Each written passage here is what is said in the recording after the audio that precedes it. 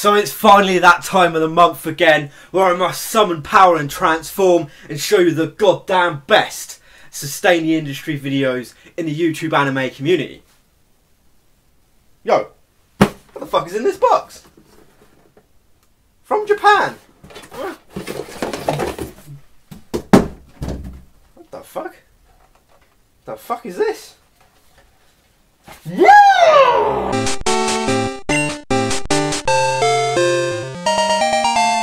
Oh yeah, motherfuckers!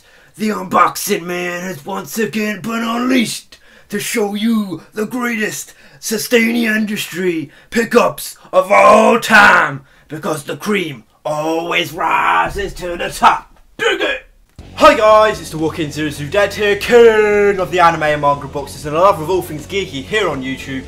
So today's video is going to be my monthly sustain the industry like geeky pickups videos. If you've never seen one of these before, I basically show you all of the anime, manga, comic books, video games and all of the geeky stuff that I've been picking up over the last 2 months. So in the comment section down below, I want to know what new like anime or video games or comic books have you been reading, watching and playing. It was dead! So the first things I'm going to show you that I've picked up over the last couple of months is my JoJo's Bizarre Adventure pickups. And yo, the first thing I got was a cosplay Pillarman stone mask. The stone mask that turns, Dio Brando into, the immortal vampire. So that's pretty cool. Next up, I got some JoJo manga. I got the new hardbacks. These are amazing. I love the colour scheme. It's like green and black. As you can see, you've got Zeppeli on the front. Blue Ford on the back, like this ancient warrior that Dio turns into like a vampire. I'll show you some of the artwork. For some JoJo greatness. Yo, JoJo! Do, do, do, do. Yo. So I also picked up part 3, and we got Dio Brando. Look at that, Dio. And then we've got Jonathan Joestar on the back of that one. So yeah, can't wait for part 2, Battle Tendency to start coming out. And I also picked up the first and second season of the anime on DVD, which technically says like the first complete season, but it doesn't. It's got Phantom Blood and Battle Tendency on this, and I sessioned this in like about 2 days. I sessioned both seasons, and I absolutely loved the dub. I thought it was great personally. This DVD set is kind of a bit bare bones, especially with like the DVD layout on the title screen. It's a bit meh. But at the end of the day, it's JoJo, and it was hyped, and I absolutely loved it, and I can't wait for Stardust Crusaders to come out on DVD. I also got my mitts on this little bad boy. The 20th anniversary of the PlayStation has just come up, and I really wanted to have some nostalgia, and I did a 20th anniversary video of the PlayStation 1, so you can go check it out. I really wanted this because it was boxed, and it only cost me £3 on eBay, so I thought, absolute bargain, nostalgia rush. So some epic manga I picked up, part 1 and part 2 of One Punch Man. Yo, this series is mega hype. It basically follows this guy. Yo, One Punch Man. He starts off as this like everyday Japanese like salary man, and he's sort of like depressed and down on life. And he sort of basically decides after saving this young kid from a crab monster that he's going to become a superhero. And he's like, fuck it, why not? Why not become a superhero in this superhero world? And he goes off and trains for like 3 years, and every single day like runs 10 kilometers. He does like 100 sit-ups, 100 squats, 100 push-ups, and then he emerges as this absolute beast, like the ultimate undefeatable superhero. And it's a real funny, charming series. It's great. I absolutely love it. It's real good. It's a real great concept. It's I don't know what about One Punch Man. It's just got a certain charm to it. There's a certain bit of satire to it. It just makes it. It's a really entertaining series. And honestly, if you haven't checked it out, go check out the anime or go check out the manga because it's absolutely brilliant. So video game wise, I picked up a bit of a very old school game in a sense, and that is Halo 3, the classic edition on the Xbox 360. And I basically got this because it was a bit of a bet between a friend. Like, I'd never played Halo, and I was like, right, I'm going to pick up Halo and I'm going to kick your ass, because they're a big like hardcore Halo fan, and I was like, man, I'm going to whoop your ass. And we had a match, and first round I got a bit decimated, second round, whoop that motherfucking ass. Third round it was close, but I lost it. But considering I don't ever play Halo, I think I gave a bit of a good game to a non-Halo player. So I'm gonna have I might train up to play like Halo 5, and then oh my god, Resident Evil, the remaster, the remake, whatever you want to call it. But this is the Japanese import, So it's got the slipcase where it's actually, if I flip it around, Biohazard, yo! And I don't know, if you know my channel, you know I'm a massive Resident Evil fanboy, and I've never really owned any Biohazard official merchandise. I've got tons of Resident Evil stuff, but that's the reason I imported it from Japan. I really wanted a Biohazard case, and you know, that you can tell that I'm a massive Resident Evil geek. And the next thing I picked up was Until Dawn, the extended cut, and haven't played this game yet, but I'm going to do like a Halloween special video if it hasn't already come out. But this is sort of like it really reminds me of like Friday the 13th, I Know What You Did Last Summer, you know, Scream kind of like video game. You know, you've got all of these like horny young teens in this cabin and then these fucking killers are coming after them. But the cool thing is you get to choose through decisions who really sort of like makes it alive out of like the group. So yeah, it's a really cool concept, and I'm really looking forward to checking this game out.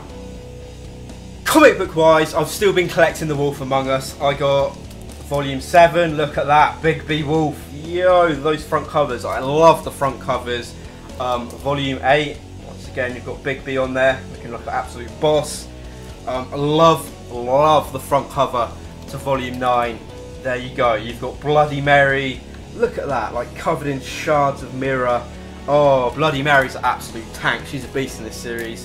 And then we've got Volume 10, where we've got the witch on it. No, I'm going to hold up this one. I'm going to hold up Bloody Mary because she's an absolute boss. If you don't know this, it's basically a spin-off of Fabletown's. Telltale Games did a spin-off like game, The Wolf Among Us obviously, but this is based on like fables. So it's all your favourite fable characters like the Big Bad Wolf, the Three Little Pigs, Bloody Mary, Snow White, you know, the Huntsman, Little Red Riding Hood, all those sort of characters, but they're really dark and gritty. Maybe they're like covered in tattoos or smoke fags or they swear. And I love this series. It's just like all your favourite old school, you know, like kids fairy tale stories, given an adult gritty feel to them. And I'd highly recommend you go check out The Wolf Among Us. So some more anime that I've been picking up over the last few months is Bleach. I got box set 8, I got box set 9, I got box set 10, and I also got box set 11. Now this follows the like Karakura Town like battles, the Aronka versus the Shinigami arc, you know, leading up to like the big Ichigo versus Aizen sort of like big fight. And I dropped Bleach around like the Bound arc, and I really haven't checked it out in a few years, and I've been buying up like, you know, all the other box sets, like box set, was it 5, 6 and 7, and I thought, I really haven't checked them out, so I'm gonna have a massive Bleach binge and just get back into the series, and yeah, been really enjoying it. So once again, I've picked up some Naoki Urasawa greatness with Monster, the Perfect Editions. I've got Part 4 and Part 5. Yo, I love these Perfect Editions. I cannot wait to collect them all because they all make like a long picture going along the front covers, so that's going to be really cool. Let me show you some artwork. Yo. Show you a bit more. It's a bit of a black one. Oh, this is the Grimmer. So basically, if you don't know the basic plot for this is actually one of my favourite seinen mangas of all time. It follows Dr. Kenzo Tema, this talented young neurosurgeon who saves the life of a young boy. This young boy essentially winds up becoming a serial killer, and then Tema has to go on a journey and struggle against his like personal morals that all life is equal, you should never take a life, you should always help people, to basically go off and basically kill this serial killer that he helped save. And it's a great psychological like puzzle plot sort of series. Highly recommend you go check it out.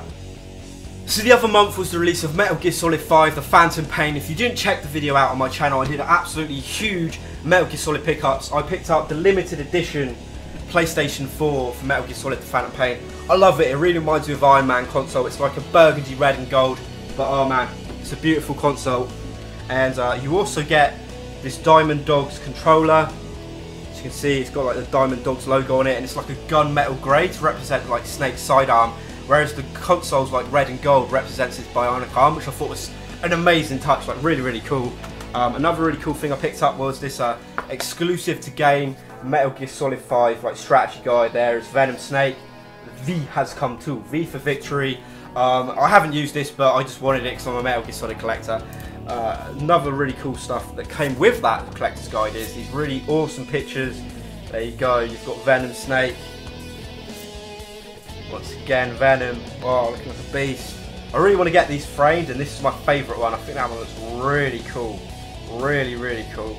And also an exclusive poster to the game is this Quiet and Venom Snake like poster, all like covered in blood. That looks awesome. So I picked up the Phantom Pain on both Xbox One and PlayStation 4, and I did get a corruption bug on the actual Xbox when you take Quiet onto missions at like 41.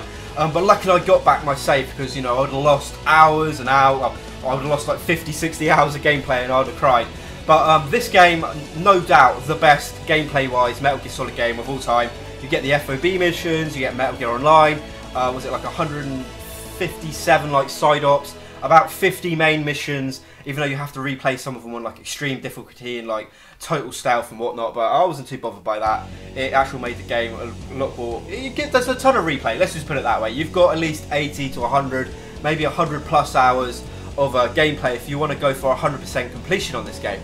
But being a Metal Gear Solid fan, I've been groomed to appreciate cutscenes and tons of character development and storyline and plot twists, and in this game it's very bare, the storyline, and characters also, they're the bare minimum.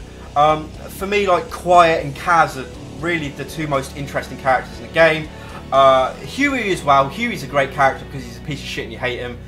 Venom Snake, because I don't know if it's because they had Kiefer Sutherland doing his voice acting, very quiet, not a lot of dialogue, don't really get to know a lot about him. Skullface, you only get to really know about his motives and what his plan is, and that's it really. And one massive letdown, no Zero, no Cypher, no Major Zero, apart from the truth tapes at the very end. I was really hoping that we would get to see Zero, we would get to understand maybe his ideologies a little bit better, his backstory, his motives, you know, something with Zero, man, a cutscene with Zero.